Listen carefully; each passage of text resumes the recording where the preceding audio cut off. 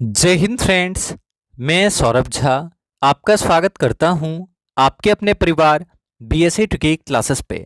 आज हम लोग एसएससी एमटीएस के एग्ज़ाम को ध्यान में रखते हुए फिजिक्स के मोस्ट इम्पॉर्टेंट सेलेक्टेड प्रश्नों को देखेंगे। आप सभी से रिक्वेस्ट करते हैं कि आप क्लास में सारे सवालों के आंसर अवश्य कीजिएगा। साथ ही साथ सेशन को शेयर करें ताकि अधिक संख्या में बच्चे क्लास का लाभ उठा सकें। जैसा कि आप सभी को पता है, एसएससी एमटीएस का एग्ज़ाम 2 मई से होने वाला है, तो आपके एग्ज़ाम को ध्यान में रखते हुए ये काफ़ी इंपॉर्टेंट सेशन रहेगा। सारे सेलेक्टेड प्रीवियस ईयर के प्रश्न हैं जो एसएससी के विभिन्न एग्जाम्स में पूछे जा चुके हैं। तो चलिए शुरू करते हैं क्लास और देखते हैं हमारा पहला सवाल।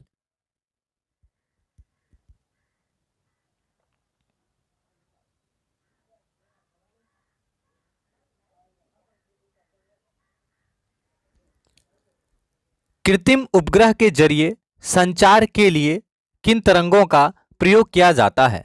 तो फटाफट आंसर करेंगे। कृत्रिम उपग्रह के जरिए संचार के लिए किन तरंगों का प्रयोग किया जाता है? ऑप्शन ए सूक्ष्म तरंग, ऑप्शन बी रेडियो तरंग, option C AM waves, option D 1016 के क्रम की आवृत्तियां। तो फटाफट आंसर करेंगे। Which waves are used for communication through artificial satellite? कृत्रिम उपग्रह के जरिए संचार के लिए किस प्रकार की तरंगों का उपयोग किया जाता है? तो आप सभी का आंसर हो जाएगा माइक्रोवेव्स, सूक्ष्म तरंगें। आंसर हो जाएगा ऑप्शन नंबर ए। तो कृत्रिम उपग्रह के जरिए संचार के लिए सूक्ष्म तरंगों का उपयोग किया जाता है, माइक्रोवेव्स का उपयोग किया जाता है। आंसर ऑप्शन ए याद रखिएगा, बहुत बार ये सवाल पूछा गया है।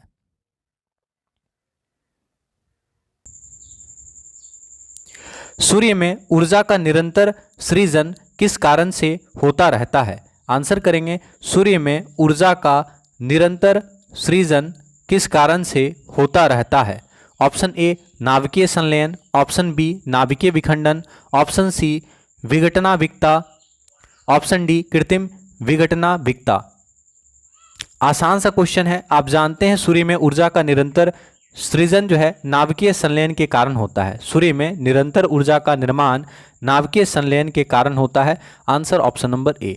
सूर्य तथा ब्रह्मांड के अन्य तारों की ऊर्जा का स्रोत वहां पर होने वाला नाभिकीय संलयन है। नाभिकीय संलयन प्रक्रिया के कारण सूर्य और ब्रह्मांड में ऊर्जा उत्पन्न होती है। सूर्य का अधिकांश भाग आप जानते हैं कि हाइड्रोजन से मिलकर बना है। सूर्य का 71% भाग हाइड्रोजन से मिलकर बना है और 26% भाग हीलियम से मिलकर बना है। सूर्य के केंद्र का ताप लगभग 2 करोड़ डिग्री सेल्सियस होता है। इतने अधिक ताप हाइड्रोजन नाभिकों के संलयन हीलियम नाभिकों में होते रहता है, जिसके कारण यह होता है। तो याद रखिएगा कि सूर्य का अधिकांश भाग 71% भाग हाइड्रोजन और 26% भाग हीलियम से मिलकर बनता है। सूर्य के केंद्र का ताप लगभग 2 करोड़ डिग्री सेल्सियस होता है और इतने अधिक ताप हाइड्रोजन नाभिकों का हीलियम नाभिकों में संलयन के कारण होता है।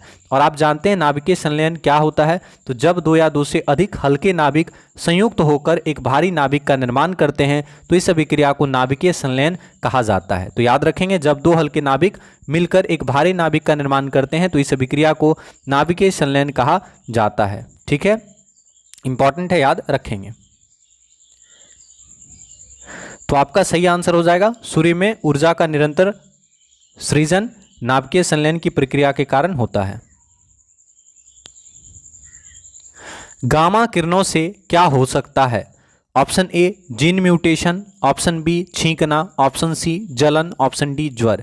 What can happen with gamma rays? तो गामा किरणों से क्या हो सकता है आपको बताना है। आसान सा क्वेश्चन है, तो आपको याद रखना है गामा किरणों से जीन म्यूटेशन हो सकता है। गामा किरणों से जीन म्यूटेशन हो सकता है।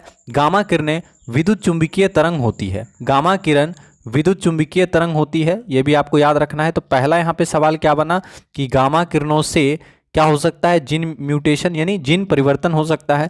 दूसरा याद रखना है गामा किरण के बारे में कि यह विद्युत चुंबकीय तरंग है। गामा किरण क्या होता है? विद्युत चुंबकीय तरंग है। एग्जाम में पूछता भी है सवाल। तो गामा किरण विद्युत चुंबकीय तरंगे हैं, विद्युत चुंबकीय तरंगे हैं। गामा किरणें विद्युत चुंबकीय तरंगे हैं। अगला सवाल पूछेगा कि गामा किरण का तरंगदैर्ध्य अधिक होता है कि कम होता है? तो याद रखिएगा गामा किरणों का तरंगदैर्ध्य सबसे कम होता है। वेवलेंथ सबसे कम होता है। याद रखिएगा, इंपॉर्टेंट सवाल है। वेवलेंथ सबसे कम होता है। गामा किरणों की वेवलेंथ सबसे कम होती है। गामा किरणों की वेवलेंथ सबसे कम होती है। इसका वेवलेंथ सबसे कम होता है, लेकिन इसका भेदन क्षमता सबसे अधिक होता है। तो ये भी सवाल याद रखिएगा, भेदन क्षमता मैक्सिमम होता है। ठीक है, भेदन क्षमता सर्वाधिक होता है। तो इंपॉर्टेंट सवाल है, ये सब सवाल एग्जाम में पूछता है बार बार। तो याद रखिएगा कि गामा किरणों की भेदन क्षमता सर्वाधिक होती है। गामा किरणों की भेदन क्षमता सर्वाधिक होती है, जबकि गामा किरणों का तरंगदैर्ध्य सबसे कम होता है। गामा किरणें विद्युत चुंबकीय तरंगें होती है। गामा किरणों से जीन म्यूटेशन हो सकता है, याद रखेंगे। और गामा किरणों की अधिकतम साम्यता एक्स किरणों के साथ होती है, याद रखेंगे। और सभी धातुएं एक्स किरणों एवं गामा किरणों के साथ प्रकाश विद्युत प्रभाव दिखलाती हैं। यह भी आपको याद रखना है। तो आंसर हो जाएगा ऑप्शन नंबर ए, गामा किरणों से क्या होता है, जीन म्यूटेशन। क्लास को एक बार आप लोग शेयर करें, आप सभी से रिक्वेस्ट करेंगे। अगला सवाल, निमज्जित वस्तु का पता लगाने के लिए किस उपकरण का प्रयोग किया जाता है? तो आंसर करेंगे, निमज्जित वस्तु का पता लगाने के लिए किस उपकरण का प्रयोग किया जाता है? Option A radar, option B sonar, option C quasar, option D pulsar. आपको बताना है कि समुद्र के भीतर छुपी हुई वस्तु का पता लगाने के लिए किस उपकरण का उपयोग किया जाता है। ठीक है, तो समुद्र के भीतर छुपी हुई वस्तु का पता लगाने के लिए किस उपकरण का उपयोग किया जाता है? तो आप सभी जानते हैं सोनार। आंसर क्या होगा, सोनार। तो याद रखिएगा, इसको इंपॉर्टेंट क्वेश्चन है। समुद्र के भीतर छिपी हुई वस्तु, पनडुब्बी अथवा आइसबर्ग का पता लगाने के लिए सोनार का उपयोग किया जाता है। सोनार का उपयोग नौ संचालकों द्वारा किया जाता है। सोनार की सहायता से महासागर में डूबी हुई वस्तु की स्थिति जानने के लिए उच्च आवृत्ति की पराश्रय तरंगों को महासागर की गहराई में भेजा जाता है। यह परावर्तित होकर प्रतिध्वनि के रूप में लौट आती है, याद रखेंगे। तो समझ में आ गया कि समुद्र के भीतर छुपी हुई वस्तु, पनडुब्बी अथवा आइसबर्ग का पता लगाने के लिए सोनार का उपयोग किया जाता है। सोनार का उपयोग नौ संचालकों द्वारा किया जाता है और सोनार की सहायता से महासागर में डूबी हुई वस्तु की स्थिति जानने के लिए उच्च आवृत्ति की पराश्रय तरंगों को महासागर की गहराई में छोड़ा जाता है और यही परावर्तित होकर प्रतिध्वनि के रूप में वापस आते हैं, याद रखेंगे। अब यहां से इंपॉर्टेंट बनता है, सोनार का फुल फॉर्म क्या होता है? तो आपको बताना है कि सोनार का फुल फॉर्म क्या होता है, ये आप बताइएगा, कमेंट कीजिएगा कि सोनार का फुल फॉर्म क्या होता है।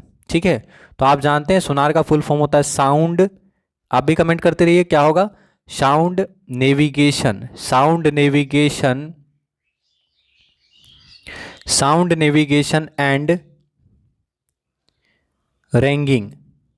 ठीक है, तो इस सवाल को आप याद रखिएगा कि सोनार का फुल फॉर्म क्या होता है, साउंड नेविगेशन एंड रैंगिंग, याद रखिएगा। तो आंसर हो गया आपका ऑप्शन नंबर बी। नाभिक की परिक्रमा करने वाले एक इलेक्ट्रॉन तथा नाभिक के बीच की आकर्षण शक्ति एक डैश शक्ति है। तो फटाफट आंसर करेंगे, क्या इसका आंसर होना चाहिए? ऑप्शन पढ़ेंगे, ऑप्शन ए यांत्रिक, ऑप्शन बी विद्युतीय, ऑप्शन सी चुंबकीय। तो आंसर क्या होगा आपको बताना है।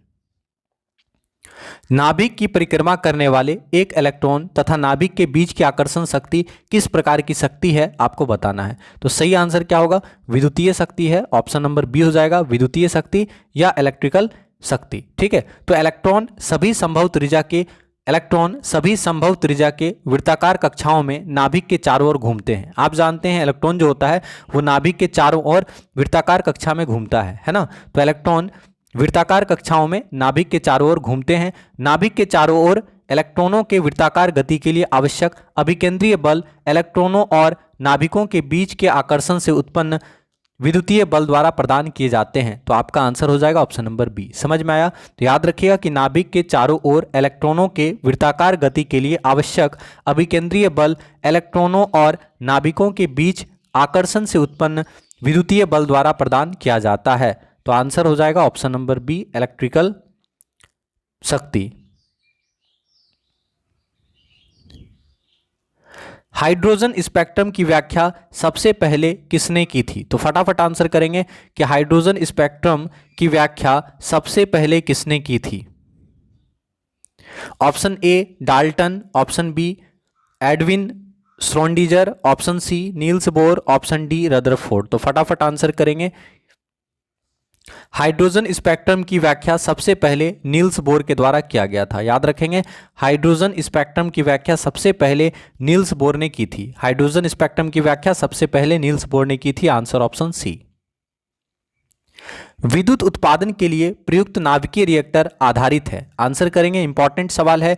विद्युत उत्पादन के लिए प्रयुक्त नाभिकीय रिएक्टर किस सिद्धांत पर आधारित होता है? ऑप्शन ए नाभिकीय विखंडन, ऑप्शन बी नाभिकीय संलयन पर, ऑप्शन सी शीत संलयन पर, ऑप्शन डी अति चालकता पर। तो आपका जो सही आंसर होगा नाभिकीय विखंडन पर। क्या होगा आंसर? नाभिकीय विखंडन पर। तो याद रखेंगे, विद्युत उत्पादन के लिए प्रयुक्त नाभिकीय रिएक्टर किस पर आधारित है? तो नाभिकीय विखंडन पर आधारित है। आंसर ऑप्शन नंबर ए। नाभिकीय विखंडन क्या होता है? तो आप जानते हैं नाभिकीय विखंडन वह अभिक्रिया है जिसमें एक भारी परमाणु का नाभिक दो या दो से अधिक नाभिकों में टूटता है तथा इसके साथ 2 या 3 न्यूट्रॉन उत्सर्जित होते हैं। एक नाभिकीय रिएक्टर परमाणु ऊर्जा गृह का मुख्य भाग होता है जिसमें नियंत्रित श्रृंखला अभिक्रिया द्वारा नाभिकीय ऊर्जा का उत्पादन किया जाता है। तो आपको याद रखना है कि विद्युत उत्पादन करने के लिए विद्युत उत्पादन हेतु प्रयुक्त होने वाला नाभिकीय रिएक्टर नाभिकीय विखंडन की अभिक्रिया पर आधारित होता है। तो आंसर ऑप्शन नंबर ए। समझ में आया? इंपॉर्टेंट क्वेश्चन है, बहुत बार आ चुका है, इसको आप याद रखिएगा। विद्युत उत्पादन के लिए प्रयुक्त होने वाला नाभिकीय रिएक्टर नाभिकीय विखंडन की प्रक्रिया पर आधारित होता है। ऑप्शन नंबर ए। किसी सिग्नल के तरंग रूप का अध्ययन किसके द्वारा किया जा सकता है? किसी सिग्नल के तरंग रूप का अध्ययन किसके द्वारा किया जा सकता है? Option A spectrum meter, option B cathode ray oscilloscope, option C PN junction diode, option D है सोनोमीटर। तो किसी सिग्नल के तरंग रूप का अध्ययन किसके द्वारा किया जा सकता है? तो याद रखिएगा, वैद्युत चुंबकीय स्पेक्ट्रम के एक विशेष भाग में प्रकाश के गुण को मापने का यंत्र स्पेक्ट्रोमीटर क्या कहलाता है? स्पेक्ट्रोमीटर कहलाता है। और किसी सिग्नल के तरंग रूप का अध्ययन सोनोमीटर द्वारा किया जाता है। तो आंसर हो जाएगा सोनोमीटर। याद रखिएगा, किसी सिग्नल के तरंग रूप का अध्ययन किसके द्वारा किया जाता है? तो किसी सिग्नल के तरंग रूप का अध्ययन सोनोमीटर के द्वारा किया जाता है। Answer option number 4। ठीक है, समझ में आया? और ऑप्शन नंबर 1 क्या है? स्पेक्ट्रम मापी। स्पेक्ट्रम मापी के बारे में भी याद रखना है कि विद्युत चुंबकीय स्पेक्ट्रम के एक विशेष भाग में प्रकाश के गुण को मापने का यंत्र है स्पेक्ट्रोमीटर। ठीक है, तो यहां आंसर हो जाएगा सोनोमीटर। किसी सिग्नल के तरंग रूप का अध्ययन कौन करता है? सोनोमीटर करता है। Option number 4। विद्युत चालकता की यूनिट क्या है? What is the unit of electrical conductivity? तो विद्युत चालकता की यूनिट क्या है आपको बताना है। Option A ohm, option B ohm Q, option C mho, option D mho Q. तो विद्युत चालकता की इकाई क्या है? तो आप जानते हैं विद्युत चालकता की इकाई है महो। आंसर हो जाएगा ऑप्शन नंबर सी। विद्युत चालकता की इकाई क्या है? महो। ठीक है, तो याद रखिएगा इसको, विद्युत चालकता की इकाई क्या है? महो। अब याद रखेंगे, किसी चालक के प्रतिरोध के रेसिप्रोकल को चालक की चालकता कहते हैं। याद रखिएगा, किसी चालक के प्रतिरोध के व्युत्क्रम को चालक की चालकता कहते हैं और विद्युत चालकता का इकाई महो होता है। Answer option number C.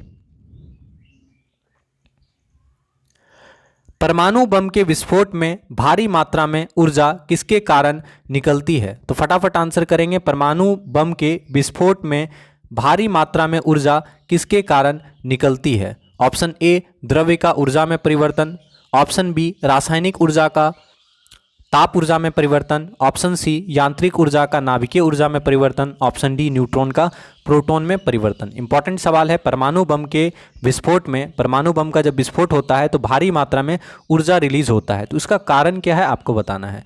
तो आप जानते हैं कि परमाणु बम विस्फोटों में भारी मात्रा में ऊर्जा निकलता है जिसका कारण है न्यूट्रॉन का प्रोटॉन परिवर्तित होना। न्यूट्रॉन का प्रोटॉन में परिवर्तित होना। आंसर हो जाता है option number 4 change of neutron into proton. तो याद रखना है, परमाणु बम के विस्फोट में भारी मात्रा में ऊर्जा निकलती है जिसका मुख्य कारण है न्यूट्रॉन का प्रोटॉन में कन्वर्ट होना। जब एक न्यूट्रॉन रेडियोधर्मी पदार्थ यूरेनियम 235 या प्लूटोनियम 239 के केंद्रक को स्ट्राइक करता है तब केंद्रक क्या होता है? टूटता है। याद रखेंगे। तो इसका जो सही आंसर होगा ऑप्शन नंबर 4। मोस्ट इंपॉर्टेंट सवाल है और ये सवाल आ चुका है। तो सारे सेलेक्टेड प्रीवियस ईयर के प्रश्न हैं, तो प्लीज क्लास को एक बार आप लोग शेयर कीजिएगा। निम्न में से अधिकतम द्रव्यमान किसका है? आपको बताना है इनमें से अधिकतम द्रव्यमान किसका है। Option A electron, option B proton, option C neutron, option D hydrogen nucleus. तो इनमें से अधिकतम द्रव्यमान किसका है, मैक्सिमम मास किसका है, तो आपका आंसर क्या होना चाहिए, न्यूट्रॉन। याद रखेंगे न्यूट्रॉन। अधिकतम द्रव्यमान किसका है, न्यूट्रॉन का। आंसर हो जाएगा ऑप्शन नंबर सी।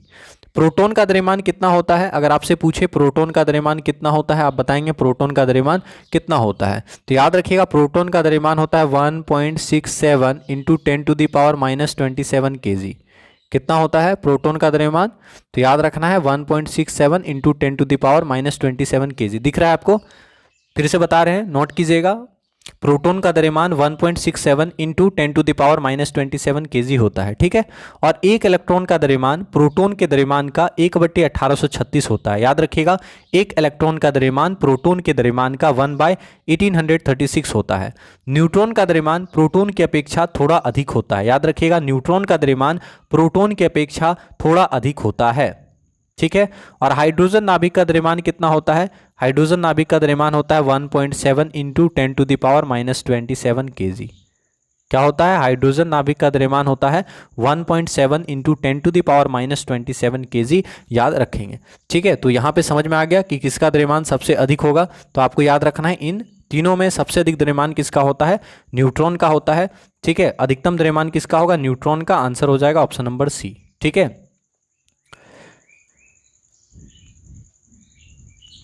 न्यूक्लियर रिएक्टर में न्यूट्रॉन को किससे अवमंदित किया जाता है, तो आंसर करेंगे न्यूक्लियर रिएक्टर में न्यूट्रॉन को किससे अवमंदित किया जाता है। ऑप्शन ए विखंडनीय पदार्थ, option B moderator, option C नियंत्रक छड़, ऑप्शन डी शीतलन प्रणाली। तो आपका सही आंसर क्या होगा, मॉडरेटर हो जाएगा आंसर ऑप्शन नंबर बी, ठीक है। न्यूक्लियर रिएक्टर में न्यूट्रॉन को किसके द्वारा अवमंदित किया जाता है, तो मॉडरेटर के द्वारा अवमंदित किया जाता है, ठीक है।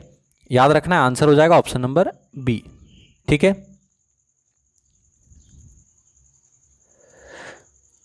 आप इसको याद रखिएगा, इंपॉर्टेंट सवाल है।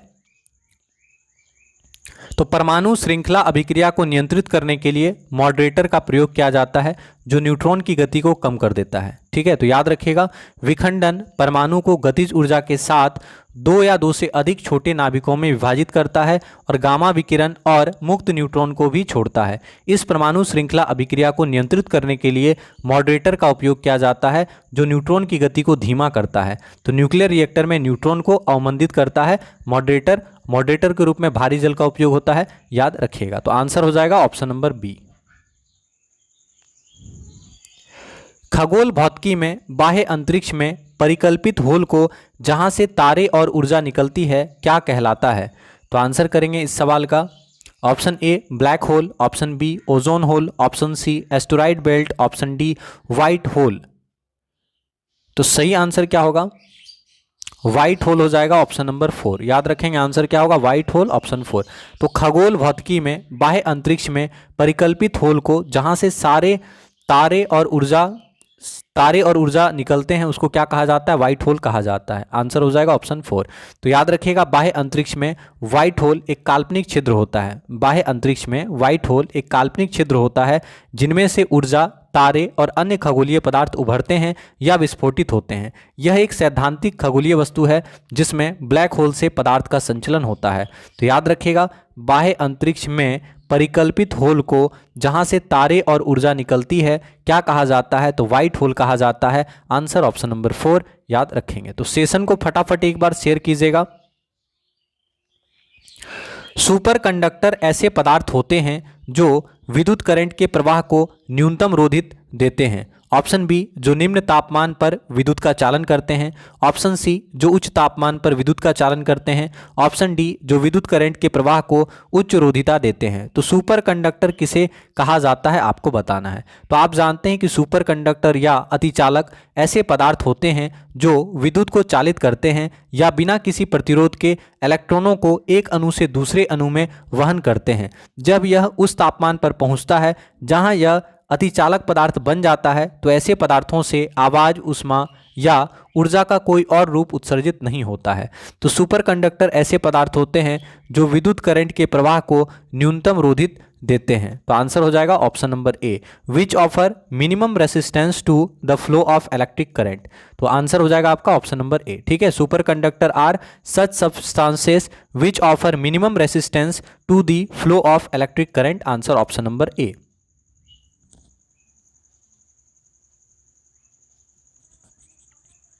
ग्रीन हाउस प्रभाव मुख्यतया वायुमंडल में किसकी वृद्धि के कारण होता है? ग्रीन हाउस प्रभाव मुख्यतया वायुमंडल में किसकी वृद्धि के कारण होता है, आपको बताना है। Option A ozone, option B nitrogen, option C sulphur dioxide, option D carbon dioxide. तो बहुत ही इंपॉर्टेंट सवाल है, आंसर करेंगे आप लोग। क्या आंसर होगा इसका? तो आप जानते हैं कार्बन डाइऑक्साइड सही आंसर होगा। कार्बन डाइऑक्साइड CO2 मुख्य रूप से ग्रीनहाउस को प्रभावित करने वाले गैसों में शामिल है। याद रखेंगे, कार्बन डाइऑक्साइड CO2 ग्रीनहाउस प्रभाव के लिए सबसे ज़्यादा जिम्मेदार गैस है कार्बन डाइऑक्साइड। ठीक है, इंपॉर्टेंट है। तो ग्रीनहाउस गैसों में सबसे ज़्यादा जिम्मेदार है कार्बन डाइऑक्साइड, याद रखना है। इसके अलावा और कौन कौन सा गैस है? तो कार्बन डाइऑक्साइड जो है सबसे ज़्यादा जिम्मेदार होता है ग्रीनहाउस गैस के लिए। अगला याद रखना है मीथेन। मीथेन भी आपका ग्रीन हाउस प्रभाव के लिए बहुत ज़्यादा जिम्मेदार होता है मीथेन, इसको भी याद रखिएगा। नाइट्रस ऑक्साइड याद रखना है आपको, नाइट्रस ऑक्साइड को NO2 कहते हैं, तो ये भी याद रखना है आपका, ग्रीन हाउस प्रभाव के लिए बहुत ज़्यादा जिम्मेदार होता है। इसके अलावा और भी है, क्लोरोफ्लोरोकार्बन भी ग्रीन हाउस गैस के लिए जिम्मेदार होता है। ठीक है, लेकिन जो इंपॉर्टेंट बनेगा ये जलवाष्प भी होता है, आप जानते हैं जलवाष्प भी ग्रीन हाउस प्रभाव के लिए जिम्मेदार होता है। तो ये 5 आप याद रख लीजिएगा। ग्रीन हाउस प्रभाव के लिए मुख्यतः जिम्मेदार गैस कौन कौन सी हैं?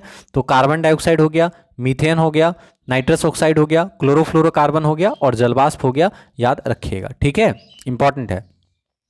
तो कार्बन डाइऑक्साइड मुख्य रूप से ग्रीन हाउस को प्रभावित करने वाले गैसों में शामिल है और इसका योगदान जलवायु परिवर्तन में सबसे अधिक होता है। आंसर ऑप्शन नंबर ए। न्यूक्लियर त्रिज्या को अभिव्यक्त करने के लिए सबसे उपयुक्त यूनिट क्या है? तो आंसर करेंगे न्यूक्लियर त्रिज्या को अभिव्यक्त करने के लिए सबसे उपयुक्त यूनिट क्या है? Option A nanometre, option B fermi, option C angstrom, option D micron. तो आपका सही आंसर क्या होगा?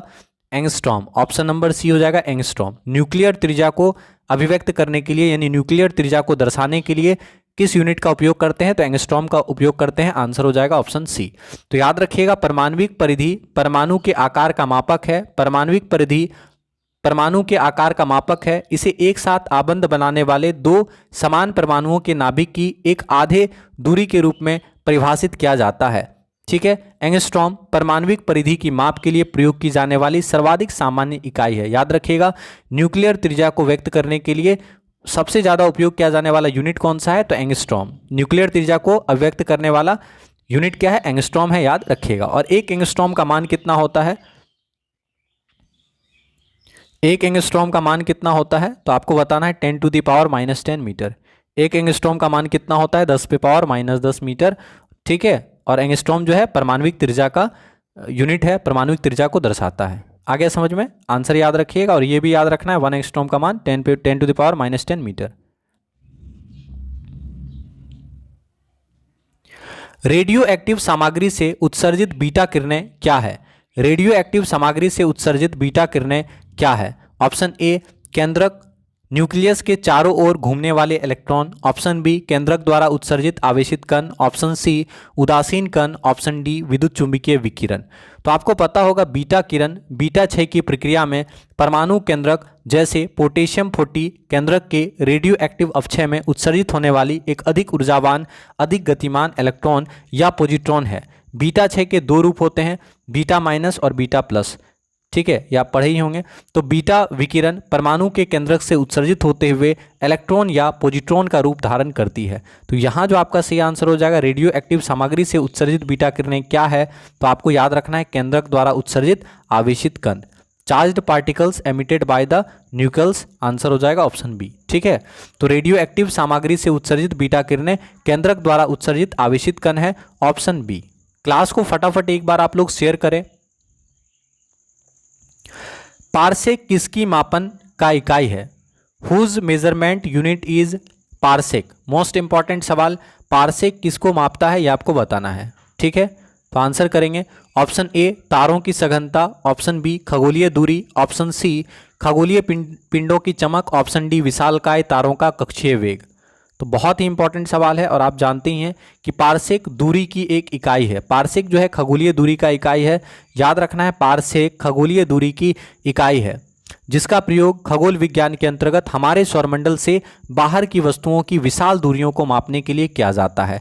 तो पारसेक जो है खगोलीय दूरी का मापक है और याद रखना है एक पारसेक का मान कितना होता है। तो इंपॉर्टेंट सवाल है, एक पारसेक बराबर कितना लाइट ईयर होता है, इसको भी आपको याद रखना है कि एक पारसेक बराबर 3.26 प्रकाश वर्ष। याद रखिएगा एक पारसेक बराबर कितना होता है, एक पारसेक बराबर 3.26 लाइट ईयर, इसको आप याद रखिएगा, इंपॉर्टेंट है, पूछा जाता है, सभी जानते ही होंगे ऐसे। तो याद रखना है पारसेक जो है खगोलीय दूरी का मात्रक है, खगोलीय दूरी का मापन का इकाई है। एक पारसेक बराबर 3.26 लाइट ईयर, याद रखिएगा। ठीक है, तो क्लास को फटाफट एक बार आप लोग शेयर करेंगे। ठीक है,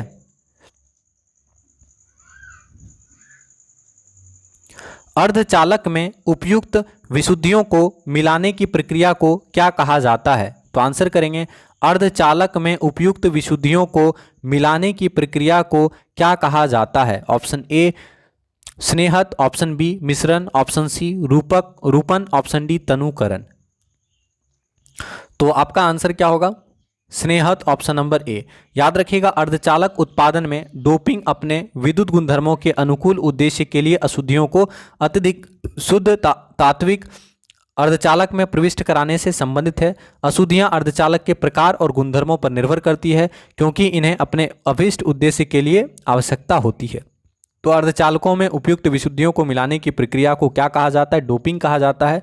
और डोपिंग को ही हिंदी में लिखा है स्नेहत। समझ में आया, तो इस चीज़ को आपको याद रखना है। अर्धचालकों में उपयुक्त विशिष्ट अशुद्धियों को मिलाने की प्रक्रिया को क्या कहा जाता है, तो डोपिंग कहा जाता है या फिर इसको स्नेहत कहते हैं। समझ में आया, इंपॉर्टेंट है, याद रखिएगा। अर्धचालक उत्पादन में विशुद्धियों को मिलाने की प्रक्रिया को क्या कहा जाता है, डोपिंग या स्नेहत कहा जाता है। ऑप्शन ए। घटकों के बीच गुरुत्वाकर्षण द्वारा भारी मात्रा में एक साथ एकत्र हुए तारों, धूल और गैस को क्या कहते हैं।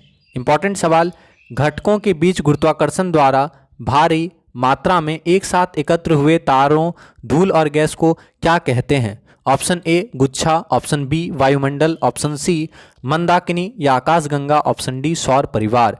तो मोस्ट इंपॉर्टेंट सवाल है, आपका सही आंसर हो जाएगा मंदाकिनी या आकाशगंगा। तो आकाशगंगा शब्द से तात्पर्य तारों, धूल और गैस के बादलों के एक विशाल पुंज से है जो गुरुत्वीय आकर्षण द्वारा एक साथ एकत्र हुए हैं। याद रखिएगा आकाशगंगा शब्द से तात्पर्य तारों, धूल और गैसों के ऐसे बादल के पुंज से है जो गुरुत्वीय आकर्षण द्वारा एक साथ एकत्र हुए हैं। सबसे छोटी आकाशगंगाओं में केवल कुछ 100,000 तारे होते हैं जबकि सबसे बड़ी आकाशगंगाओं में अरबों तारे होते हैं। तो याद रखना है घटकों के बीच गुरुत्वाकर्षण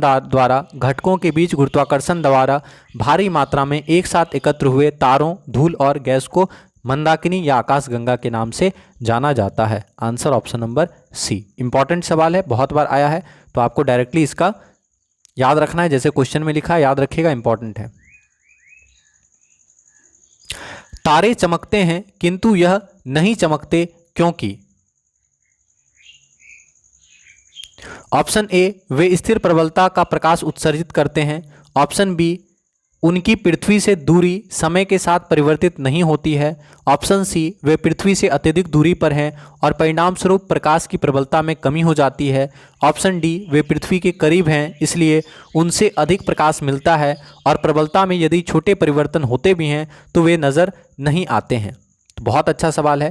तो आपका सही आंसर क्या होने वाला है, तो आप याद रखिएगा, आप जानते हैं कि तारे इसलिए चमकते हैं क्योंकि वे प्रकाश के स्रोत हैं। तारे इसलिए चमकते हैं क्योंकि वे प्रकाश के स्रोत हैं।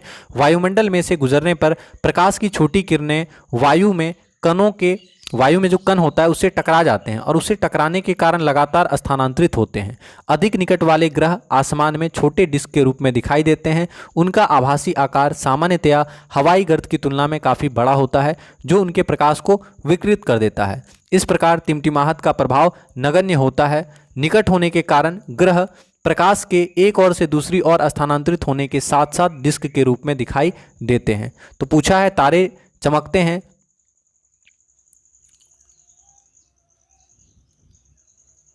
तारे चमकते हैं किंतु ग्रह नहीं चमकते हैं क्योंकि वे पृथ्वी के करीब हैं, इसलिए उनसे अधिक प्रकाश मिलता है और प्रबलता में यदि छोटे परिवर्तन होते भी हैं तो वे नजर नहीं आते हैं। आंसर हो जाएगा ऑप्शन नंबर 4। ठीक है। यदि कोई बम चंद्रमा पर विस्फोटित होता है तो पृथ्वी पर उसकी आवाज कितनी देर बाद सुनाई देगा? आसान सा क्वेश्चन है। आंसर करेंगे यदि कोई बम चंद्रमा पर विस्फोटित होता है, यानी कोई बम अगर चंद्रमा पे फोड़ा जाए तो पृथ्वी पर उसकी आवाज़ कितनी देर बाद सुनाई देगी? तो आप जानते हैं ध्वनि कभी भी पृथ्वी पर नहीं पहुंचेगी, क्योंकि अंतरिक्ष में प्रति घन सेंटीमीटर में विद्यमान पदार्थ के अणु या परमाणु एक माध्यम से दूसरे माध्यम में नहीं पहुंच सकते हैं, क्योंकि आपको पता है ध्वनि के संचरण के लिए माध्यम की आवश्यकता होती है। ध्वनि जो है निर्वात में संचरण नहीं कर सकता है। ध्वनि जो है ध्वनि निर्वात में संचरण नहीं कर सकता है। ध्वनि के संचरण के लिए ठोस, द्रव अथवा गैस यानी किसी माध्यम की आवश्यकता होती है। और आपको पता है चंद्रमा जो है वहाँ निर्वात है, तो आप विस्फोट की ध्वनि नहीं सुन सकते हैं। आंसर हो जाएगा ऑप्शन 4। ठीक है, तो आंसर क्या हो जाएगा? ऑप्शन 4। तो ध्वनि को प्रसारण हेतु माध्यम की आवश्यकता होती है। ठीक है, और चंद्रमा पे कोई भी माध्यम नहीं है, चंद्रमा पे हवा नहीं है, जिसके वजह से हम लोग चंद्रमा पे अगर विस्फोट होगा तो पृथ्वी तक इसका आवाज नहीं आएगा। आंसर हो जाएगा ऑप्शन 4। न्यूक्लियर संलयन के दौरान निम्नलिखित में से क्या होता है? तो आपको बताना है न्यूक्लियर संलयन के दौरान क्या होता है। ऑप्शन ए, न्यूट्रॉन बमबारी से भारी न्यूक्लियस खंडित होता है। ऑप्शन बी, एक भारी न्यूक्लियस स्वतः ही विखंडित हो जाता है। ऑप्शन सी, दो हल्के न्यूक्लियस मिलकर एक भारी न्यूक्लियस बनाते हैं। ऑप्शन डी, एक हल्का न्यूक्लियस स्वतः ही खंडित हो जाता है। तो आपको बताना है न्यूक्लियर संलयन के दौरान क्या होता है। एकदम आसान सवाल है, क्वेश्चन देख के घबराना नहीं है। नहीं समझ में आया तो फिर से पढ़िए। न्यूक्लियर संलयन के दौरान क्या होता है? तो आप जानते हैं दो हल्के न्यूक्लियस मिलकर एक भारी न्यूक्लियस बनाते हैं, तो यही ना होगा।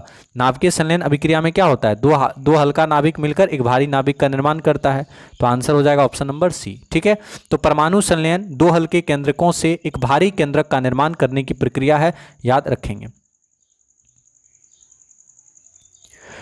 जेट इंजन डैश के संरक्षण के सिद्धांत पर कार्य करता है। इंपॉर्टेंट सवाल, जेट इंजन डैश के संरक्षण के सिद्धांत पर कार्य करता है। तो याद रखिएगा कि जेट इंजन लीनियर मोमेंटम यानी रैखिक संवेग संरक्षण के सिद्धांत पे काम करता है। जेट इंजन लीनियर मोमेंटम रैखिक संवेग संरक्षण के सिद्धांत पे काम करता है। जेट इंजन में ईंधन के दहन द्वारा उत्पन्न गैस की विशाल मात्रा को जेट के द्वारा पीछे की दिशा से निकलने दिया जाता है। अत्यधिक तीव्र गति या वेग के कारण पीछे की ओर जाने वाली गैस का संवेग अधिक होता है। यह गैस जेट इंजन को समान और विपरीत संवेग प्रदान करती है, जिस कारण जेट इंजन अधिक तेजी के साथ आगे की ओर गति कर पाता है। इस प्रकार हम कह सकते हैं कि जेट इंजन रेखीय संवेग संरक्षण के सिद्धांत पे काम करता है। तो आंसर हो जाएगा ऑप्शन नंबर सी। इंपॉर्टेंट है, काफी बार आया है, इसको आप याद जरूर रखेंगे। एक उड़ते हुए जेट में डैश होती है। एक उड़ते हुए जेट में डैश होती है। ऑप्शन ए स्थितिज ऊर्जा, ऑप्शन बी गतिज ऊर्जा, ऑप्शन सी पवन ऊर्जा, ऑप्शन डी गतिज तथा स्थितिज दोनों ऊर्जा। तो आप जानते हैं उड़ता हुआ जेट विमान स्थितिज ऊर्जा और गतिज ऊर्जा दोनों से युक्त होता है। याद रखेंगे उड़ते हुए जेट विमान में गतिज ऊर्जा और स्थितिज ऊर्जा दोनों होता है। जब यह उड़ान भरता है तो यह भूमि के ऊपर एक निश्चित ऊंचाई पर उड़ता है और इस प्रकार यह निश्चित दूरी द्वारा विस्थापित हो जाता है, इसलिए यह स्थितिज ऊर्जा से युक्त होता है। वह ऊर्जा जो किसी वस्तु की स्थिति के कारण संचित होती है उसको हम लोग क्या कहते हैं? स्थितिज ऊर्जा कहते हैं। इसके अतिरिक्त यह गति करते समय गतिज ऊर्जा से युक्त होता है। आया समझ में? तो एक उड़ते हुए जेट में गतिज ऊर्जा और स्थितिज ऊर्जा दोनों होती है। उड़ते समय में जब ये गति करेगा, जेट जब गति करेगा तो उसमें गतिज ऊर्जा होगा, और जब यह उड़ान भरता है तो भूमि के ऊपर एक निश्चित ऊंचाई पर उड़ता है। इस प्रकार इसका क्या होगा? डिस्टेंस हो गया, यानी बोल सकते हैं एक ऊंचाई हो गया। ठीक है, इस प्रकार इसमें क्या हुआ? ऊंचाई हो गया, और इसमें क्या हो गया? स्थितिज ऊर्जा आ गया। तो याद रखना है एक उड़ते हुए जेट में स्थितिज और गतिज दोनों प्रकार की ऊर्जा शामिल होती है। Option number 4।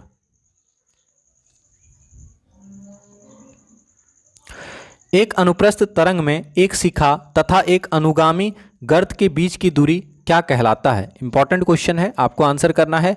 एक अनुप्रस्थ तरंग में एक शिखा तथा एक अनुगामी गर्त के बीच की दूरी को क्या कहा जाता है? तो आपको पता होगा इसका आंसर क्या होगा, बताएंगे। तो सही आंसर होगा हाफ ऑफ द वेवलेंथ। क्या होगा answer? Half of the wavelength, तरंगदैर्ध्य का आधा।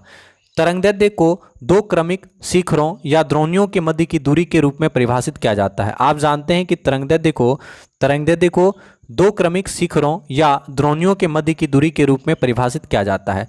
दो शिखरों के मध्य, विशेष रूप से दो पर्वत चोटियों के मध्य एक द्रोणी होती है। शिखर और संलग्न द्रोणी के बीच की दूरी दो चोटियों के मध्य की दूरी का आधा या साधारणतया तरंगदैर्ध्य की आधी होती है। समझ में आया? तो आंसर क्या होगा? पूछा क्या है, ध्यान दीजिएगा। पूछा था एक अनुप्रस्थ तरंग में एक शिखा तथा एक अनुगामी गर्त के बीच की दूरी क्या होता है? तो तरंगदैर्ध्य का आधा होता है। Answer option number C important है, याद रखेंगे। क्लास को एक बार शेयर कीजिएगा। निम्नलिखित में से कौन अर्धचालक नहीं है? इनमें से कौन सेमीकंडक्टर नहीं है, आपको बताना है। ठीक है, इनमें से कौन अर्धचालक नहीं है? आप जानते हैं अर्धचालक वे पदार्थ होते हैं जिनकी विद्युत चालकता चालकों से कम परंतु अचालकों से अधिक होती है। पूछेगा अर्धचालक या सेमीकंडक्टर किसे कहते हैं? तो आप जानते हैं सेमीकंडक्टर वे पदार्थ होते हैं जिनकी विद्युत चालकता कंडक्टर से कम परंतु अचालक यानी इंसुलेटर से अधिक होते हैं। जैसे कि अर्धचालक का उदाहरण क्या क्या होगा? तो आप जानते हैं एंटीमनी अर्धचालक है, आर्सेनिक जो है अर्धचालक है। आर्सेनिक क्या है? आर्सेनिक याद रखेंगे, आर्सेनिक अर्धचालक है। कार्बन अर्धचालक है, कार्बन भी अर्धचालक के रूप में उपयोग होता है। जर्मेनियम याद रखना है, जर्मेनियम अर्धचालक है। सिलिकॉन अर्धचालक है, आप जानते हैं ये सब। सिलिकॉन आपका अर्धचालक है। सिलिकॉन क्या है? अर्धचालक है। ठीक है, सेलेनियम अर्धचालक है। तो ये सब आपको याद रखना है।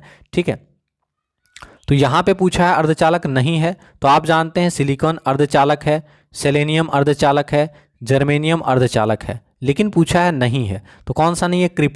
क्रिप्टन जो है अर्धचालक नहीं है। तो आंसर हो जाएगा ऑप्शन नंबर बी। समझ में आया? कौन सा अर्धचालक नहीं है? तो क्रिप्टन अर्धचालक नहीं है। तो अर्धचालक वे पदार्थ होता है जिसका विद्युत चालकता चालकों से कम परंतु अचालकों से अधिक होती है। Antimony, arsenic, boron, carbon, germanium, selenium, silicon, sulphur, tellurium इत्यादि याद रखना है, अर्धचालक हैं। इंपॉर्टेंट है, पूछता है। अर्धचालकों का उपयोग आईसी सर्किट बनाने के लिए किया जाता है। एकीकृत सर्किट बनाने के लिए सिलिकॉन और जर्मेनियम जैसे अर्धचालक का उपयोग किया जाता है। दो निकटस्थ वस्तुओं में भेद करने की क्षमता को डैश कहते हैं। आंसर करेंगे, दो निकटस्थ वस्तुओं में भेद करने की क्षमता को क्या कहा जाता है? तो आप जानते हैं दो अलग अलग निकटस्थ बिंदुओं को अलग अलग बिंदुओं के रूप में अलग करने की क्षमता को विभेदन क्षमता या समाधान सीमा कहा जाता है। तो आपका आंसर क्या होगा? रिजॉल्विंग पावर यानी विभेदन क्षमता। याद रखिएगा, दो निकटस्थ वस्तुओं में भेद करने की क्षमता को विभेदन क्षमता कहा जाता है। दो अलग अलग निकटस्थ बिंदुओं को अलग अलग बिंदुओं के रूप में अलग करने की क्षमता को विभेदन क्षमता के नाम से जाना जाता है। ऑप्शन ए। निम्नलिखित में से कौन सी किरणें उच्चतम आवृत्ति वाली विद्युत चुंबकीय तरंगें हैं? तो आपको बताना उच्चतम आवृत्ति वाली विद्युत चुंबकीय तरंगें कौन सी हैं। इंपॉर्टेंट क्वेश्चन है, आपको बताना है। तो आप जानते हैं गामा किरणें याद रखना है, गामा किरणें उच्चतम आवृत्ति वाली विद्युत चुंबकीय तरंग है। गामा किरण उच्चतम आवृत्ति वाली विद्युत चुंबकीय तरंग है और आमतौर पर इसमें 100 केवी से अधिक ऊर्जा उत्पन्न होता है। तो याद रखिएगा, गामा किरणें उच्चतम ऊर्जा वाले विद्युत चुंबकीय तरंग है और आप जानते हैं ये आमतौर पर परमाणु नाभिक के क्षय से उत्पन्न होते हैं। गामा किरणों के सबसे शक्तिशाली स्रोत खगोलीय घटनाओं के कारण उत्पन्न होते हैं। तो उच्चतम आवृत्ति वाली विद्युत चुंबकीय तरंगें हैं गामा किरण। ऑप्शन नंबर ए। रडार सिस्टम में उपयोग की जाने वाली तरंगें डैश तरंगें होती है। रडार सिस्टम में उपयोग की जाने वाली तरंगें डैश तरंगें होती है। तो यानी रडार सिस्टम में किस प्रकार की तरंगों का उपयोग होता है, आपको बताना है। तो याद रखना है कि रडार सिस्टम में सूक्ष्म तरंगों का उपयोग होता है। रडार सिस्टम में सूक्ष्म तरंग का उपयोग होता है, याद रखना है। ठीक है, तो आंसर हो जाएगा ऑप्शन नंबर सी। तो ये इंपॉर्टेंट सवाल है। और सूक्ष्म तरंग के बारे में आप जानते हैं कि सूक्ष्म तरंग क्या होता है। सूक्ष्म तरंग भी एक प्रकार का याद रखना है कि विद्युत चुंबकीय तरंग है। तो माइक्रोवेव या सूक्ष्म तरंग आवृत्ति रेंज 1 गीगाहर्ट्ज से 300 गीगाहर्ट्ज तक की विद्युत चुंबकीय तरंगें होती है और इसका तरंगदैर्ध्य काफ़ी कम होता है। सूक्ष्म तरंगों का तरंगदैर्ध्य छोटा होता है, अतएव किसी एक दिशा में बीम सिग्नल के रूप में भेजा जा सकता है। तो रडार सिस्टम में उपयोग की जाने वाली तरंगें सूक्ष्म तरंगें होती है सूक्ष्म तरंगों का तरंगदैर्ध्य कम होता है, यह भी आपको याद रखना है। आंसर हो जाएगा ऑप्शन सी।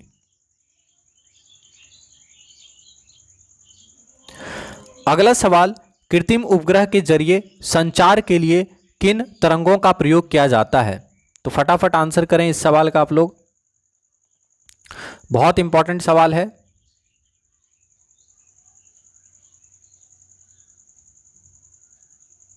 कृत्रिम उपग्रह के जरिए संचार के लिए किन तरंगों का प्रयोग किया जाता है? तो अभी आप लोग पढ़ें सूक्ष्म तरंग का। तो कृत्रिम उपग्रहों के जरिए, याद रखिएगा, कृत्रिम उपग्रहों के जरिए संचार के लिए सूक्ष्म तरंगों का प्रयोग किया जाता है। ठीक है, कृत्रिम उपग्रह के जरिए संचार के लिए सूक्ष्म तरंगों का प्रयोग किया जाता है। Answer option number 1। तुल्यकाली उपग्रह के परिक्रमण की अवधि होती है, आपको बताना है तुल्यकाली उपग्रह के परिक्रमण की अवधि कितनी होती है? तो आप जानते हैं सही आंसर क्या होगा, ये आपको बताना है। अंतरिक्ष में किसी उपकरण की परिभ्रमण की वह कक्षा जिसमें स्थित किसी उपग्रह का परिभ्रमण काल पृथ्वी के परिभ्रमण काल के बराबर होता है उसे भूस्थैतिक कक्ष या जियो स्टेशनरी ऑर्बिट कहते हैं। और इसमें उपग्रह पृथ्वी से स्थिर दिखाई पड़ता है और आप जानते हैं ये लगभग 36,000 किलोमीटर पृथ्वी से ऊंची होती है। यानी आपका जो याद रखना है कि सैटेलाइट जो होता है वो पृथ्वी से लगभग 36,000 किलोमीटर अधिक ऊंचाई पर लगाया जाता है। और परिभ्रमण काल का अवधि जो होता है वो 24 घंटे का होता है। कितने का होता है? 24 घंटे का होता है, याद रखेंगे। ठीक है, तो तुल्यकाली उपग्रह के परिक्रमण की अवधि 24 घंटे की होती है। तो आपका आंसर क्या हो जाएगा? ऑप्शन नंबर ये हो जाएगा सी। ठीक है, सी में लिखा है 24 घंटा। तो तुल्यकाली उपग्रह का परिक्रमण का अवधि कितना होता है? तो याद रखिएगा तुल्यकाली उपग्रह का परिक्रमण का अवधि 24 घंटे का होता है। ठीक है, और याद रखिएगा कि तुल्यकाली उपग्रह जो होता है पृथ्वी से 36,000 किलोमीटर की ऊंचाई पर स्थित होता है। आंसर हो जाएगा ऑप्शन नंबर सी। उड़ान अभिलेखी का तकनीकी नाम क्या है? उड़ान अभिलेखी का तकनीकी नाम क्या है? What is the technical name of flight recorder? तो आंसर करेंगे उड़ान अभिलेखी का तकनीकी नाम क्या है? ब्लैक बॉक्स या काला बक्सा। इंपॉर्टेंट सवाल है। आप जानते हैं कभी भी विमान दुर्घटनाग्रस्त होता है तो ब्लैक बॉक्स का बहुत ही योगदान होता है पता करने में कि किस प्रकार दुर्घटना हुआ है या क्या कारण था दुर्घटना का पता लगाने में। तो याद रखिएगा उड़ान अभिलेखी का तकनीकी नाम क्या है? काला बक्सा या ब्लैक बॉक्स। ठीक है, तो इसको आप याद रखिएगा, technical name of flight recorder. Flight recorder का तकनीकी नाम क्या है? Black box, option C. तो सेशन को फटाफट एक बार आप लोग लाइक और शेयर करें। प्रत्यक्ष संपर्क किए बिना दूर से किसी वस्तु के बारे में सूचना एकत्र करने की तकनीक को क्या कहा जाता है? इंपॉर्टेंट क्वेश्चन, प्रत्यक्ष संपर्क किए बिना दूर से किसी वस्तु के बारे में सूचना एकत्र करने की तकनीक को क्या कहा जाता है? तो आप याद रखिएगा, इंपॉर्टेंट सवाल है। सुदूर संवेदन, सेंसिंग आंसर हो जाएगा, रिमोट सेंसिंग जिसको कहते हैं। आंसर ऑप्शन नंबर ए। तो याद रखिएगा प्रत्यक्ष संपर्क किए बिना दूर से ही किसी वस्तु के बारे में जानकारी एकत्र करने की तकनीकी को सुदूर संवेदन या रिमोट सेंसिंग कहा जाता है। तो what is the technique of collecting information about an object from A distance without making direct contact called remote sensing? Answer option number ए, याद रखेंगे। कृत्रिम सैटेलाइट के अंदर व्यक्ति भारहीन महसूस करता है क्योंकि पृथ्वी के आकर्षण का बल ऑप्शन ए उस स्थान पर शून्य होता है, ऑप्शन बी चंद्रमा के आकर्षण के बल द्वारा संतुलित होता है, ऑप्शन सी अभिकेंद्र बल के समान होता है, ऑप्शन डी सैटेलाइट के विशेष डिजाइन के कारण प्रभावहीन होता है। तो आपको बताना है कृत्रिम सैटेलाइट के अंदर व्यक्ति जो है भारहीनता महसूस करता है, इसका कारण क्या है? काफ़ी बार एग्जाम में पूछा जाता है। तो आप जानते हैं कृत्रिम सैटेलाइट के अंदर व्यक्ति भारहीन महसूस करता है क्योंकि पृथ्वी के गुरुत्वाकर्षण बल या आकर्षण बल उस स्थान पर शून्य होता है। तो आपका सही आंसर हो जाएगा ऑप्शन नंबर ए। तो कृत्रिम सैटेलाइट के अंदर व्यक्ति भारहीन महसूस करता है क्योंकि पृथ्वी के आकर्षण का बल उस स्थान पर शून्य होता है, 0 होता है। ऑप्शन ए। टेलीविजन के रिमोट कंट्रोल में प्रयुक्त विद्युत चुंबकीय तरंगें कौन सी होती है? सारे सेलेक्टेड इंपॉर्टेंट क्वेश्चन हैं जो एग्जाम में पूछे जाते हैं। तो आपको बताना है टेलीविजन के रिमोट कंट्रोल में प्रयुक्त विद्युत चुंबकीय तरंगें कैसी होती है? तो याद रखिएगा टेलीविजन के रिमोट कंट्रोल में प्रयुक्त विद्युत चुंबकीय तरंगें अवरक्त किरणें होती है। क्या होता है? अवरक्त किरण होता है। तो आपका आंसर हो जाएगा इंफ्रारेड, ऑप्शन नंबर डी। ठीक है। तो टेलीविज़न के रिमोट कंट्रोल में किस प्रकार की चुंबकीय तरंगों का उपयोग किया जाता है? तो याद रखेंगे टेलीविज़न के रिमोट कंट्रोल में अवरक्त किरणों का उपयोग किया जाता है। टेलीविज़न के रिमोट कंट्रोल में प्रयुक्त विद्युत चुंबकीय तरंगें अवरक्त किरणें अर्थात इंफ्रारेड रेज होती है। ऑप्शन 4। धारावाहक तार कैसा होता है? How is a current carrying wire? धारावाहक तार कैसा होता है? करंट कैरिंग वायर कैसा होता है आपको बताना है। तो option A positively charged, option B negatively charged, option C neutral, option D धारा की शक्ति के आधार पर आवेशित। तो बताना है धारावाहक तार किस प्रकार का होता है। तो याद रखिएगा धारावाहक तार पर धनात्मक एवं ऋणात्मक आवेश दोनों होते हैं, इसका मतलब है यह न्यूट्रल होता है। तो करंट कैरिंग वायर कैसा होता है? न्यूट्रल होता है। याद रखेंगे करंट कैरिंग वायर या धारावाहक तार कैसा होता है? तो करंट कैरिंग वायर या धारावाहक तार न्यूट्रल होता है, क्योंकि इससे ऋणात्मक एवं धनात्मक दोनों आवेश इसमें पाए जाते हैं। ठीक है। तो धारावाहक तार पर धनात्मक और ऋणात्मक दोनों प्रकार के आवेश होते हैं, इसका मतलब यह न्यूट्रल होता है। Option C. रेडियो की ट्यूनिंग के लिए प्रयुक्त घटना मूलतः एक डैश होता है। तो आंसर करेंगे, इंपॉर्टेंट सवाल है। रेडियो की ट्यूनिंग के लिए प्रयुक्त घटना मूलतः एक डैश होता है। तो सही आंसर होगा कंडेंसेशन। क्या होता है? कंडेंसेशन, या इसको संघनक कहा जाता है। तो इसको याद रखिएगा। ट्यूनिंग कैपेसिटर या ट्यूनिंग कंडेंसेटर, याद रखिएगा ट्यूनिंग कैपेसिटर या ट्यूनिंग कंडेंसेटर एक परिवर्तनशील कैपेसिटर है जिसका प्रयोग रेडियो के इलेक्ट्रॉनिक सर्किट में किया जाता है। इसे प्रायः लूप एंटीना के समानांतर जोड़ा जाता है और यांत्रिकी रूप से या इलेक्ट्रॉनिक रूप से इसकी धारिता को जानबूझकर या बार बार परिवर्तित किया जा सकता है। तो रेडियो की ट्यूनिंग के लिए प्रयुक्त घटना मूलतः एक कंडेंसेशन होता है, संघनक होता है। Answer option number B. Telephone line में बहने वाली धारा है। The current flowing in the telephone line is. Telephone line में बहने वाली धारा है। Option A sound energy, option B electrical energy, option C radio ऊर्जा, ऑप्शन डी यांत्रिक ऊर्जा। तो टेलीफोन लाइन में बहने वाली धारा किस प्रकार की धारा है आपको बताना है। आप जानते हैं कि टेलीफोन प्रणाली ध्वनि को विद्युत ऊर्जा में बदलता है। टेलीफोन जो है क्या करता है? तो ध्वनि ऊर्जा को विद्युत ऊर्जा में बदलता है। विद्युत ऊर्जा फोन तारों के साथ चलती है और वापस अंत में ध्वनिक ऊर्जा में परिवर्तित हो जाती है। तो आपका जो आंसर हो जाएगा विद्युत ऊर्जा हो जाएगा, electrical energy, option number B. Telephone line में बहने वाली धारा है कौन सा? विद्युत ऊर्जा। याद रखिएगा टेलीफोन लाइन में बहने वाली धारा है विद्युत ऊर्जा। टेलीफोन प्रणाली ध्वनि ऊर्जा को विद्युत ऊर्जा में कन्वर्ट करता है। विद्युत ऊर्जा फोन तारों के साथ चलती है और वापस अंत में ध्वनिक ऊर्जा में परिवर्तित हो जाती है। Answer option number B. उच्च वोल्टेज अनुप्रयोग के लिए किस प्रकार के इंसुलेटर का प्रयोग किया जाता है? आपको बताना है उच्च वोल्टेज अनुप्रयोग के लिए किस प्रकार के इंसुलेटर का प्रयोग किया जाता है। तो आंसर करेंगे what type of insulator is used for high voltage application. तो सही आंसर क्या होगा? सस्पेंशन टाइप, निलंबन टाइप। याद रखना है आंसर क्या होगा? सस्पेंशन टाइप या निलंबन टाइप। तो उच्च वोल्टेज अनुप्रयोग के लिए सस्पेंशन टाइप इंसुलेटर का उपयोग किया जाता है। कम वोल्टेज लाइनों के लिए श्रृंखला इंसुलेटर को तनाव इंसुलेटर के रूप में उपयोग किया जाता है। याद रखेंगे कम वोल्टेज लाइनों के लिए श्रृंखला इंसुलेटर को तनाव इंसुलेटर यानी स्ट्रेन इंसुलेटर्स के रूप में उपयोग किया जाता है। हालांकि उच्च वोल्टेज ट्रांसमिशन लाइनों के लिए कैप एंड पिन इंसुलेटर का स्ट्रिंग उपयोग किया जाता है। यह भी आप याद रख सकते हैं। ठीक है। तो यहाँ पे आपका आंसर क्या हो जाएगा? उच्च वोल्टेज अनुप्रयोग के लिए सस्पेंशन टाइप इंसुलेटर का उपयोग किया जाता है। याद रखना है आंसर हो जाएगा ऑप्शन नंबर ए।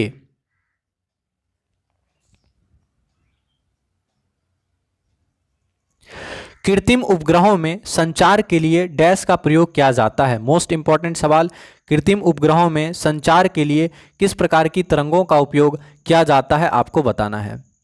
तो यहाँ पे आपका सही आंसर क्या होगा? Option number B radio waves. याद रखेंगे आंसर क्या होगा? रेडियो वेव्स यानी रेडियो वेव्स। तो याद रखेंगे कृत्रिम उपग्रहों में संचार के लिए रेडियो वेव्स का उपयोग किया जाता है, रेडियो वेव तरंगों का उपयोग किया जाता है। ठीक है। Answer option number B.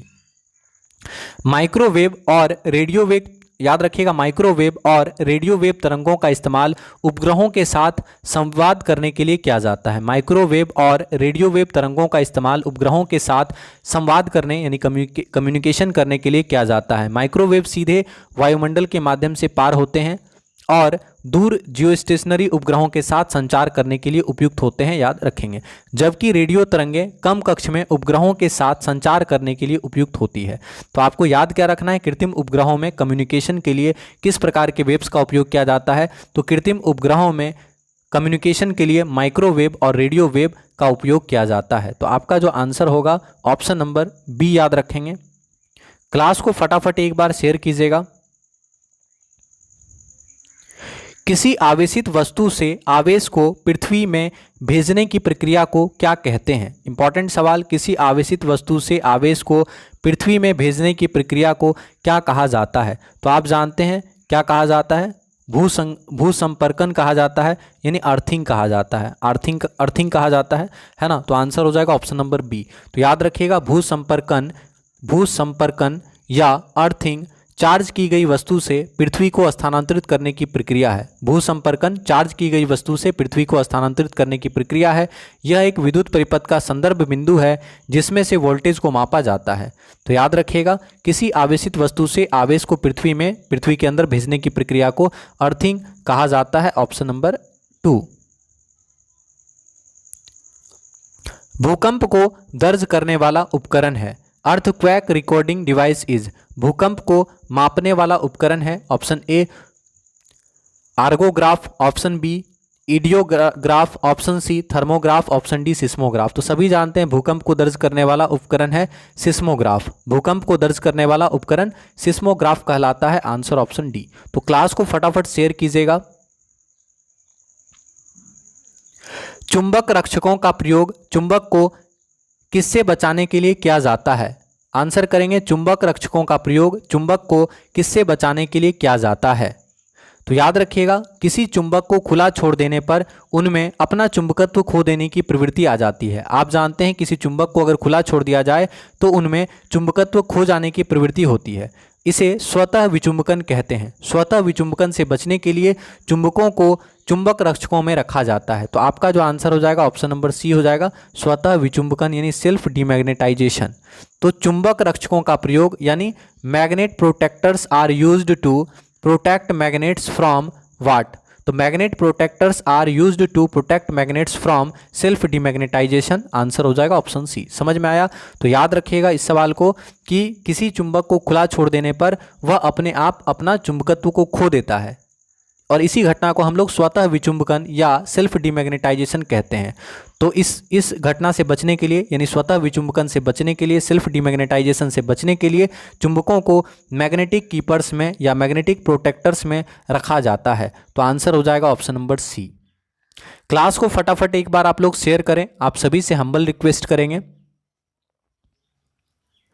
Higgs boson शब्द का संबंध किससे है। आंसर करेंगे हिग्स बोसोन शब्द का संबंध किससे है।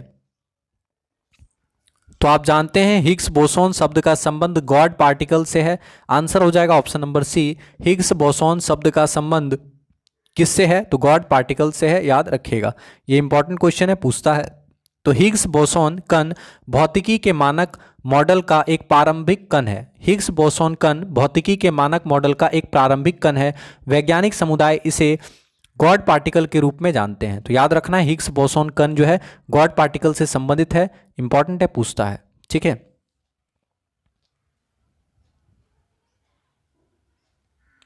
निम्नलिखित में से क्या अर्धचालक है। इनमें से क्या अर्धचालक है। Option A silver, option B तांबा, ऑप्शन सी कांच, ऑप्शन डी सिलिकॉन। इनमें से कौन अर्धचालक है। तो आप जानते हैं सिलिकॉन जो है अर्धचालक है। तो सिलिकॉन सर्वाधिक प्रयुक्त होने वाला अर्धचालक है। इसका प्रयोग पृथक उपकरणों और एकीकृत परिपथ के रूप में किया जाता है, ठीक है। तो याद रखना है कि सिलिकॉन जो है एक अर्धचालक है, आंसर हो जाएगा ऑप्शन नंबर डी, ठीक है। इसके अलावा आप जानते हैं जर्मेनियम भी अर्धचालक है, याद रखना है, ठीक है। तो सिलिकॉन जो है अर्धचालक है, आंसर ऑप्शन 4। निम्नलिखित में से किसका उपयोग व्यापक रूप से अर्धचालक चिप बनाने में किया जाता है।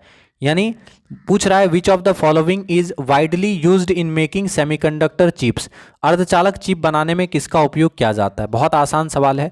आप जानते हैं कि सिलिकॉन और जर्मेनियम, याद रखना है कि सिलिकॉन और जर्मेनियम का उपयोग अर्धचालक चिप बनाने के लिए किया जाता है। ठीक है, सिलिकॉन और जर्मेनियम का उपयोग अर्धचालक चिप बनाने के लिए किया जाता है। ठीक है, तो आंसर हो जाएगा आपका ऑप्शन नंबर सी। ठीक है, वैज्ञानिकों ने केवल 43 एटोसेकंड अवधि वाली विश्व की सबसे छोटी डैश लेजर पल्स बनाई है। तो इस सवाल का आपको आंसर करना है। वैज्ञानिकों ने केवल 43 एटोसेकंड अवधि वाली विश्व की सबसे छोटी डैश लेजर पल्स बनाई है। तो सही आंसर होगा एक्स रे लेजर पल्स बनाई है। वैज्ञानिकों ने केवल 43 एटोसेकंड अवधि वाली विश्व की सबसे छोटी एक्स किरण लेजर पल्स बनाई है। Answer option 4। ठीक है, स्विट्जरलैंड में, याद रखिएगा, स्विट्जरलैंड में ज्यूरिख के वैज्ञानिकों ने केवल 43 एटोसेकंड अवधि वाली विश्व की सबसे छोटी एक्स किरण लेजर पल्स के सफल निर्माण की घोषणा की है। तो आंसर हो जाएगा आपका ऑप्शन नंबर 4। उस भौतिकी विज्ञानी का नाम बताएं जिसे न्यूट्रॉन की खोज का श्रेय दिया जाता है। तो न्यूट्रॉन की खोज का श्रेय किसको दिया जाता है, आपको बताना है। 1932 की इस खोज के कारण उन्हें नोबेल पुरस्कार से सम्मानित किया गया था। तो आप सभी जानते हैं न्यूट्रॉन की खोज किसने की थी, आपको बताना है। ठीक है, तो आप जानते हैं जेम्स चैडविक, न्यूट्रॉन की खोज किसने की थी, तो याद रखेंगे न्यूट्रॉन की खोज जेम्स चैडविक ने किया था। न्यूट्रॉन की खोज किसने की थी, तो न्यूट्रॉन की खोज जेम्स चैडविक ने की थी। ठीक है, जिन्हें 1932 में न्यूट्रॉन की खोज के लिए भौतिकी में 1935 में नोबेल पुरस्कार मिला। तो याद रखना है न्यूट्रॉन की खोज कब की गई थी, तो न्यूट्रॉन की खोज 1932 में किया गया था। किसके द्वारा, जेम्स चैडविक के द्वारा। और इनको नोबेल पुरस्कार पूछेगा कब मिला, तो ये भी आप याद रखिएगा 1935 में नोबेल मिला। 1935 में इनको नोबेल पुरस्कार मिला। समझ में आया। तो ये भी इंपॉर्टेंट सवाल है, इसको भी आपको याद रखना है, पूछेगा तो आप याद रखिएगा। न्यूट्रॉन की खोज जेम्स चैडविक के द्वारा वर्ष 1932 में की गई थी और इसी कारण जेम्स चैडविक को 1935 में नोबेल पुरस्कार से सम्मानित किया गया था। ठीक है, इसके अलावा देखिए ऑप्शन ए में है मैक्स प्लांक। याद रखिएगा मैक्स प्लांक जर्मनी के भौतिक विज्ञानी थे और उन्होंने क्वांटम सिद्धांत के बारे में बताया था। याद रखिएगा मैक्स प्लांक जर्मनी के भौतिक विज्ञानी थे जिन्होंने क्वांटम सिद्धांत के बारे में बताया था। ठीक है, ये भी इंपॉर्टेंट है, पूछता है। और आप जानते हैं मैक्स प्लांक को भी 1918 में नोबेल पुरस्कार दिया गया था। मैक्स प्लांक को 1918 में नोबेल पुरस्कार दिया गया था, याद रखिएगा। एनरिको फर्मी के बारे में आप जानते ही हैं कि दुनिया का पहला परमाणु रिएक्टर किसने बनाया था, एनरिको फर्मी ने। याद रखिएगा दुनिया का पहला परमाणु रिएक्टर किसने बनाया था, तो दुनिया का पहला परमाणु रिएक्टर एनरिको फर्मी ने बनाया था। एनरिको फर्मी को परमाणु युग का वास्तुकार या परमाणु बम का वास्तुकार भी कहा जाता है। तो एनरिको फर्मी ने दुनिया का पहला परमाणु रिएक्टर बनाया था, याद रखेंगे। तो इस सवाल का आंसर हो जाएगा option number D, James Chadwick. Class को एक बार शेयर कीजिएगा। अमेरिकी वैज्ञानिक एडविन हबल का नाम निम्नलिखित में से किस सिद्धांत से जुड़ा है, आपको बताना है। अमेरिकी वैज्ञानिक एडविन हबल का नाम किस सिद्धांत से जुड़ा है। तो आप जानते हैं एडविन हबल ने यूनिवर्स की हमारी समझ को 2 बार बदला है। उन्होंने बिग बैंग सिद्धांत की नींव रखने में मदद की। पहला, उन्होंने पहले प्रदर्शित किया था कि ब्रह्मांड पहले से बहुत बड़ा था, फिर उन्होंने साबित किया कि ब्रह्मांड का विस्तार हो रहा है। खगोल शास्त्री एडविन हबल ने खगोल भौतिकी के क्षेत्र में क्रांति ला दी थी। तो आपका जो आंसर हो जाएगा ऑप्शन नंबर 4, बिग बैंग सिद्धांत। तो याद रखिएगा अमेरिका के वैज्ञानिक थे एडविन हब्बल। पहला सवाल बनेगा अमेरिकी वैज्ञानिक थे एडविन हब्बल और एडविन हब्बल ने बिग बैंग सिद्धांत के बारे में बताया है। तो याद रखिएगा एडविन हब्बल अमेरिका के वैज्ञानिक हैं और खगोल शास्त्री एडविन हब्बल ने खगोल भौतिकी के क्षेत्र में बहुत ही महत्वपूर्ण खोज किया। इन्होंने बिग बैंग से संबंधित महत्वपूर्ण जानकारी दी थी। Answer option number 4।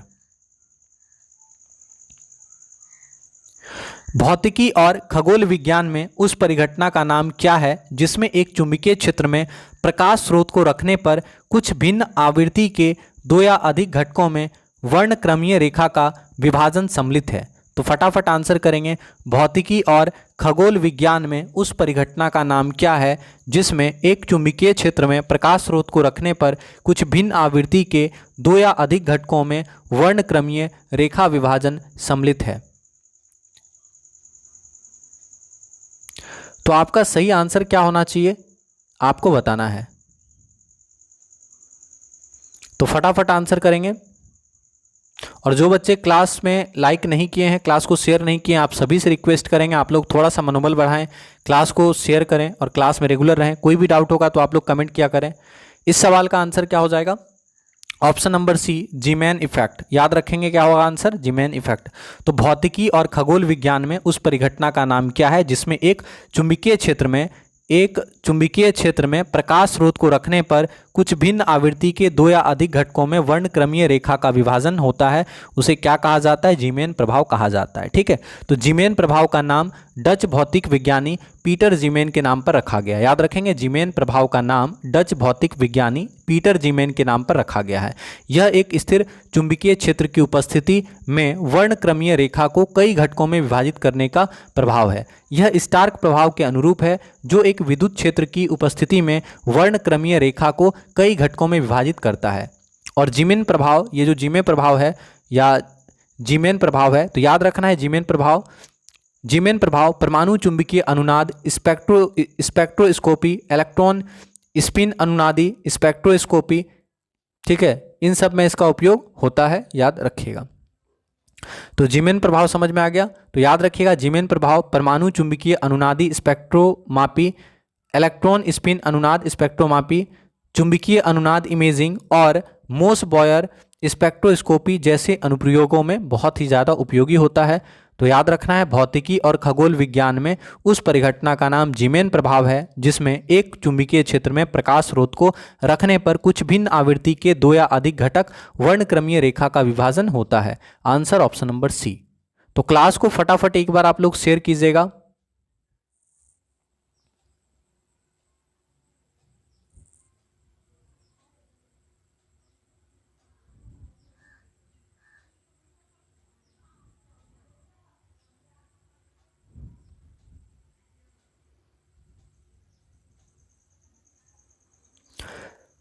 तो इतना ही सवाल था। उम्मीद करेंगे आज का सेशन काफ़ी ज़्यादा इंपॉर्टेंट था। सारे सेलेक्टेड प्रीवियस ईयर के प्रश्न थे। तो आप सभी से हम्बल रिक्वेस्ट करेंगे कि आप लोग क्लास को सपोर्ट कीजिएगा, क्लास को शेयर कीजिएगा। साथ ही साथ आप सभी से रिक्वेस्ट करेंगे आप लोग क्लास में रेगुलर रहें। और जो भी बच्चे BSA ट्रिकी क्लासेस को सब्सक्राइब नहीं किए हैं, प्लीज़ क्लास में रेगुलर रहेंगे और चैनल को सब्सक्राइब करेंगे। तो आप सभी का तहे दिल से धन्यवाद करते हैं। जय हिंद, जय भारत, जय BSA। धन्यवाद।